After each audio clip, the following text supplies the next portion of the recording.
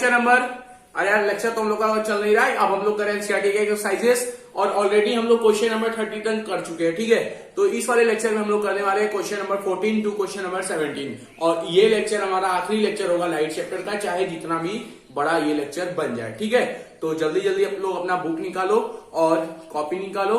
सबसे रूल क्या है हमारा, सबसे पहले बुक से खुद पढ़ना है, क्वेश्चन को करना है, समझना है, उसके बाद अप्लाई करना है। अपने जितने भी थ्योरी आपने पढ़ रखा है सारे को अप्लाई करो, देखो क्या कैसे क्वेश्चन लगेंगे, ठीक है। और लाइट चैप्टर काफी आसान चल रहा है। इतना दिन से वीडियो इसलिए नहीं आ रहे थे क्योंकि हमारा बोर्ड का रिजल्ट आने वाला था, काफी डर था मन में और अब डर सारा खत्म हो चुका है। फिर से हम लोग शुरू करने वाले हैं और रिजल्ट के बारे में भी आपको बताऊंगा कि रिजल्ट कैसा है, ठीक है। तो पहले चलते हैं यार, स्टार्ट करते हैं। क्वेश्चन नंबर 14 बोला है an object is 5 centimetre in length. Object का लेंथ हमें दिया हुआ है 5 सेंटीमीटर, यानी कि हमें ओ दिया हुआ है। 14 क्वेश्चन है ये। ओ दिया हुआ है कितना, 15 सॉरी, ओ दिया हुआ हमें 5 centimetre.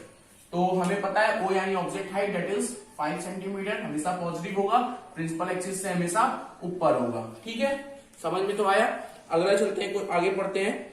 It is placed at a distance of 20 centimetre in front of convex mirror. Convex mirror के सामने इसे रखा गया है, कितने डिस्टेंस पे, 20 सेंटीमीटर फ्रॉम द पोल, ठीक है। यानी कि यू हमें पता है कितना, 20 सेंटीमीटर। तो आप लोग को ऑब्जेक्ट डिस्टेंस तो पता होगा ना। कन्वेक्स मिरर एक बार हम लोग बना लेते हैं। क्वेश्चन तो बहुत आसान है जी। ये हमारा कन्वेक्स मिरर हो गया, ये हमारा हो गया पोल, ये हो गया रेडियस ऑफ कर्वेचर और ये हो गया हमारा सेंटर ऑफ कर्वेचर, ठीक है। यहां से ये 20 सेंटीमीटर की दूरी पे ऑब्जेक्ट रखा हुआ है, ओके। तो ऑब्जेक्ट हमेशा लेफ्ट साइड रखा होगा, तो इसे हम माइनस मिलेंगे, -20 सेंटीमीटर। क्लियर हो गया बात। आगे चले। आगे क्वेश्चन फिर बोलता है हमसे of radius of curvature 30 centimetre, ठीक है। देखो हम सब लोग साइन के साथ रख रहे हैं ना, तो रेडियस ऑफ कर्वेचर कितना दिया हुआ है, 30 सेंटीमीटर। अब जरा आप मुझे बताओ कि कन्वेक्स मिरर का रेडियस ऑफ कर्वेचर कैसा होगा। भाई जाहिर सी बात है पॉजिटिव होगा, क्योंकि इसका जो सर्किल है वो राइट साइड कंप्लीट हो रहा है, ठीक है। और ऐसे भी समझ ले तो इंसिडेंट जो हमारा इंसिडेंट रे होगा उसके डायरेक्शन में हमारा रेडियस ऑफ कर्वेचर होगा, इसलिए इसका रेडियस ऑफ कर्वेचर अभी हम क्या लेंगे, पॉजिटिव लेंगे, ओके। तो रेडियस ऑफ कर्वेचर कितना हो गया जी, 30 सेंटीमीटर प्लस 30 सेंटीमीटर, ओके। सब बातें मैंने लिखा दी है कि radius of curvature convex mirror का हो चाहे कनकेव मिरर का, किसका पॉजिटिव होता है किसका नेगेटिव, ठीक। तो प्लीज पीछे का लेक्चर आप देख के ही आए हैं। तो आगे चलते हैं। Find the position of the image and nature of and size. अब आपको इमेज का पोजीशन बताना है, दैट इज आपको v का वैल्यू निकालना है, साइज बताना है, दैट इज आपको i भी बताना है क्या होगा, ठीक है। तो चलो स्टार्ट करते हैं। सबको यार ये पता है कि सबको मिरर फॉर्मूला तो पता होगा, तो यार मिरर फॉर्मूला लगा लेते हैं हम लोग। मिरर फॉर्मूला सबको पता है क्या होता है, 1/f equal to 1/v plus 1/u, ठीक है। अब आप कुछ लोग इसमें सोचने लगेंगे कि यार f तो हमें पता ही नहीं है, तो आप जल्दी से बताओ कि f और r में एक रिलेशन होता है। क्या होता है कि f equal to focal length is equal to radius of curvature का half, that is f equal to r/2, ठीक है। और जो साइन रेडियस ऑफ कर्वेचर का होता है वही साइन फोकल लेंथ का भी होता है, क्योंकि कन्वेक्स मिरर में भी फोकल लेंथ इधर ही होगा ना मेरे भाई। तो आप फोकल लेंथ यहां से निकाल लो, 30/2 कितना आ जाएगा आपका, +15 सेंटीमीटर, ठीक है। तो इन फॉर्मूला में हम सबका वैल्यू रख देते हैं विद साइन। तो कितना हो गया आपका 1/15 is equal to 1/v, u का वैल्यू कितना है, -1/20, ठीक। तो यहां से आपका 1/v का वैल्यू आ जाएगा, यहां कर देता हूं 1/v equal to 1/15 plus 1/20। LCM लेंगे, जल्दी बताइए 15 और 20 का एलसीएम। एलसीएम का मतलब लोएस्ट कॉमन मल्टीपल, मतलब ऐसा छोटा नंबर जो 15 से भी कट जाए और 20 से भी कट जाए, यही तो होता है एलसीएम का मतलब। तो मेरे ख्याल से इसका एलसीएम होगा 60, ठीक है। एलसीएम 60 हो गया, तो आप लोग निकाले 15 का इसमें करेंगे मल्टीप्लाई, सबको ये तो सबको आता है भाई। यहाँ पे 4 हो जाएगा, यहाँ पे हो जाएगा 3, तो यहाँ से आपका v का वैल्यू आ जाएगा 60 अपॉन कितना हो जाएगा, 60/7। ये हो गया आपका v का value.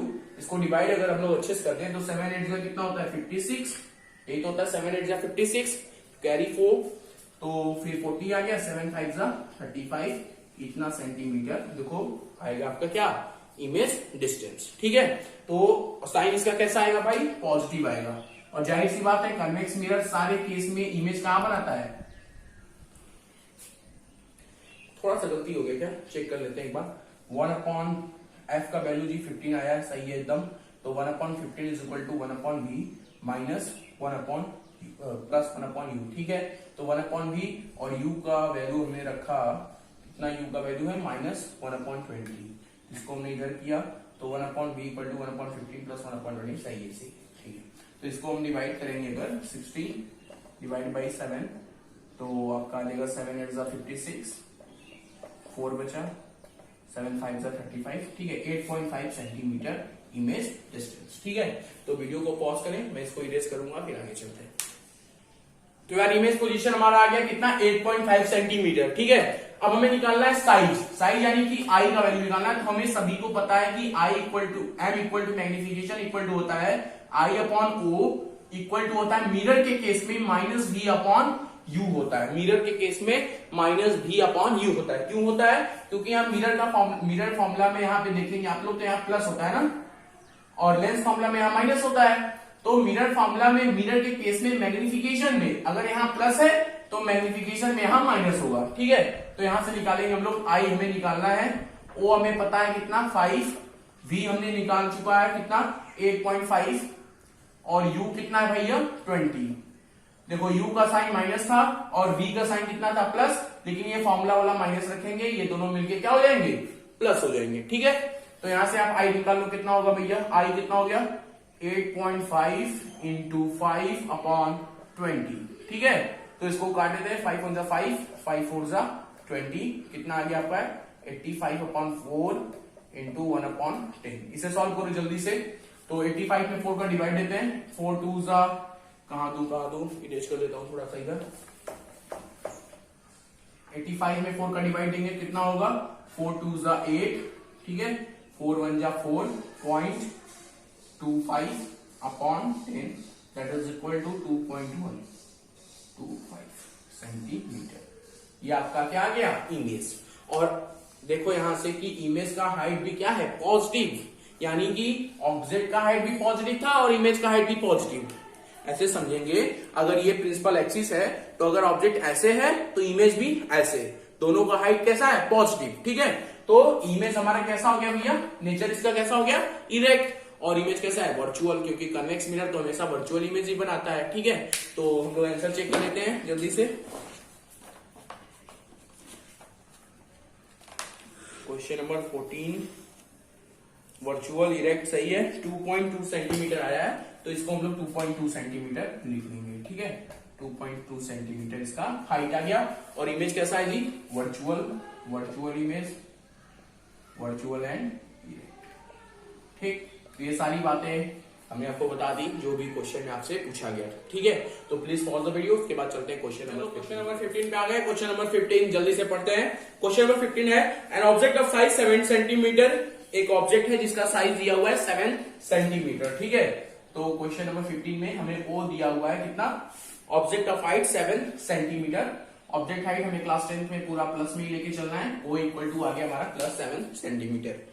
Is placed at 20 centimetre in front of concave mirror. Concave mirror से 20 सेंटीमीटर की दूरी पे ये ऑब्जेक्ट रखा हुआ है।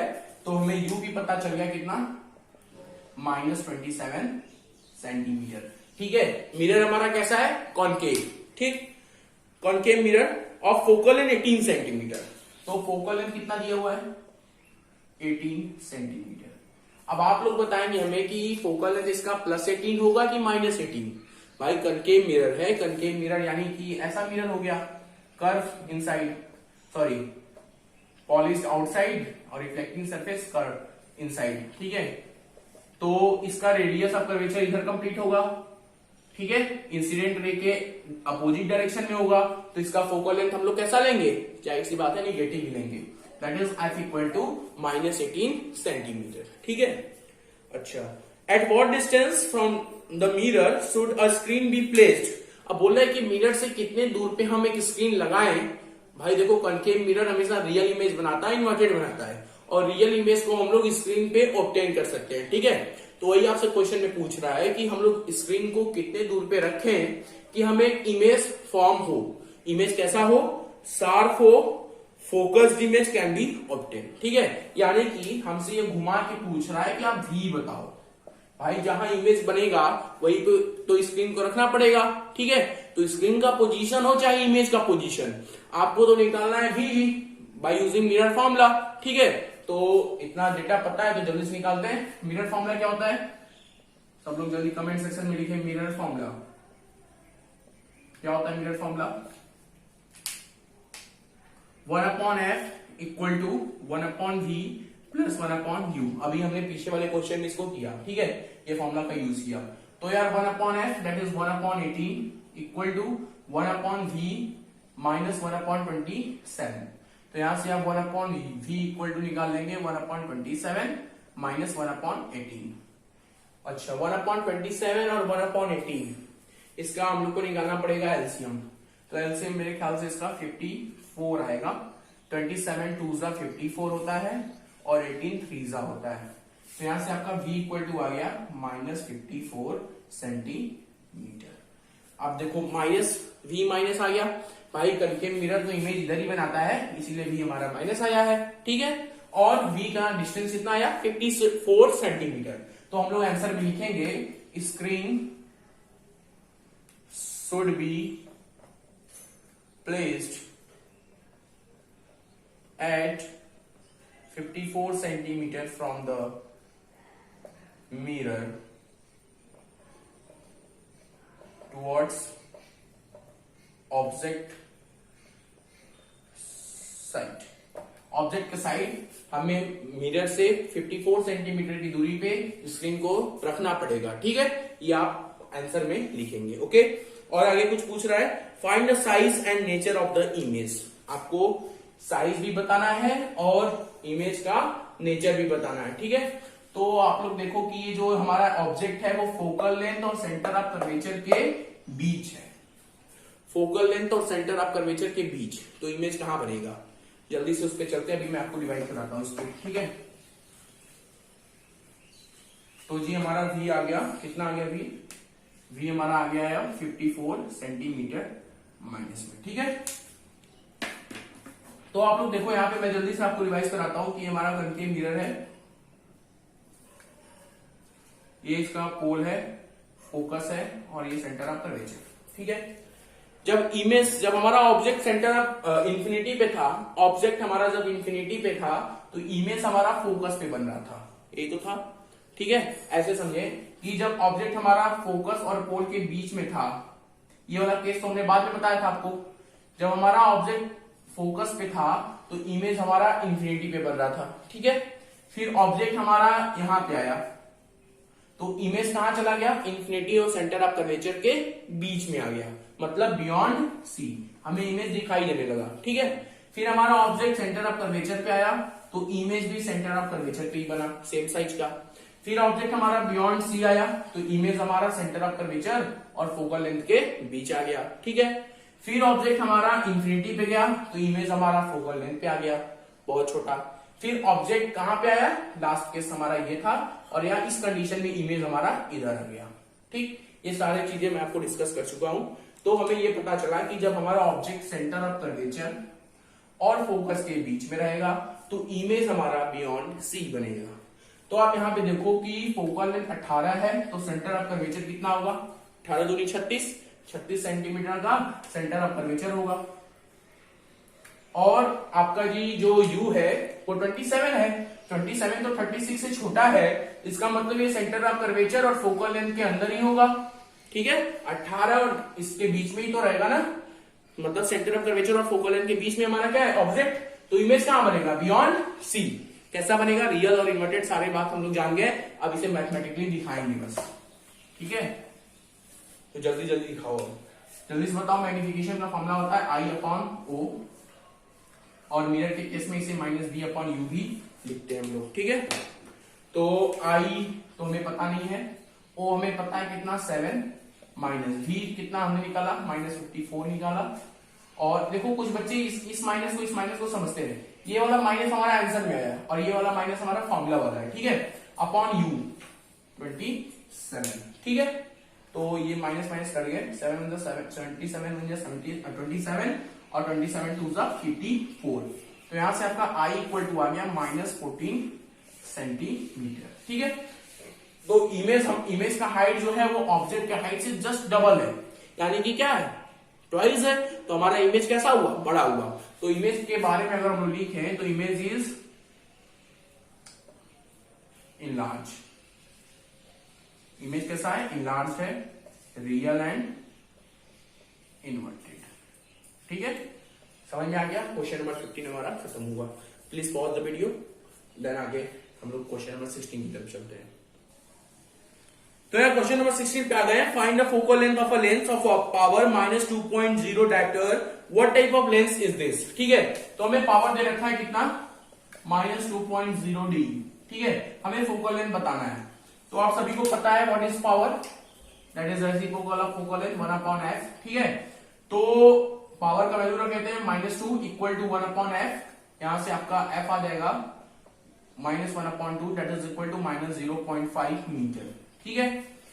अच्छा, अब पूछ रहा है सेकंड क्वेश्चन ये है कि ये लेंस किस तरीके का है, ठीक, ये लेंस कैसा है। तो आप मुझे बताओ, क्लास 10th में हमने दो तरह के लेंस पढ़े, एक होता है कॉनकेव लेंस और एक होता है कॉन्वेक्स लेंस। कॉनकेव लेंस की बात करें तो कुछ इस तरीके से होता है और कॉन्वेक्स लेंस हमारा ऐसा होता है, ठीक है। कॉन्वेक्स लेंस का फोकल लेंथ कैसा होता है यार, पॉजिटिव, और कॉनकेव लेंस का फोकल लेंथ कैसा होता है, निगेटिव। तो जिसका फोकल लेंथ निगेटिव उसका पावर भी निगेटिव, ठीक है। तो ये फोकल लेंथ किसका हुआ, कॉनकेव लेंस का हुआ, ठीक है। तो ये आपका दोनों आंसर हो गया। फोकल लेंथ भी आ गया 0.5 मीटर और इसका लेंस कौन सा, ये भी हमने बता दिया कैसा लेंस है, कॉनकेव लेंस, ठीक है। तो इसका आंसर हम लोग देख लेते हैं जल्दी से, कॉनकेव लेंस, ठीक है, बिल्कुल सही आंसर है। ओके, तो चलो प्लीज पॉज द वीडियो, उसके बाद आगे चलते हैं हम लोग।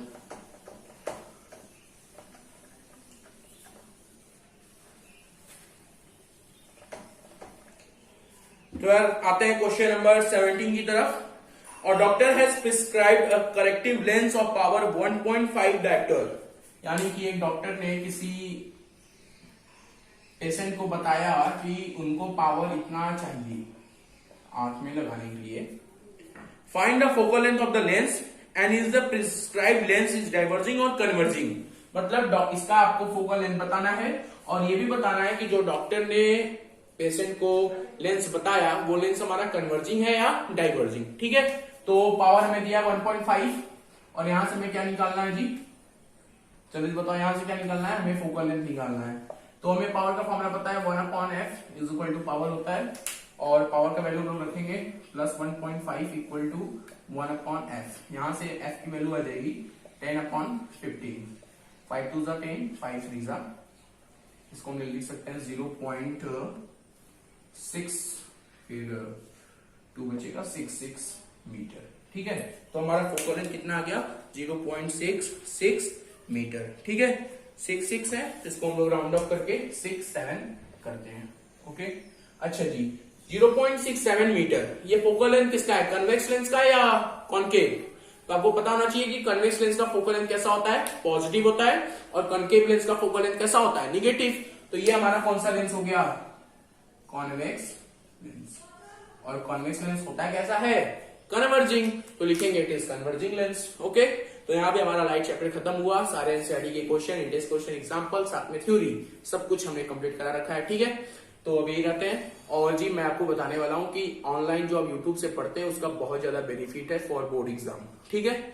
मैं आपको अपना रिजल्ट भी शो करूंगा और बताऊंगा कि मैं किस चैनल से पढ़ा था क्लास 12th में, कि मेरे फिजिक्स में 95 आए हैं, मैथ में 93 और केमिस्ट्री में 93, ठीक है। बस बने रहिए, वेट करिए। इसके बाद हमको क्या शुरू करना है, इलेक्ट्रिसिटी, ठीक है।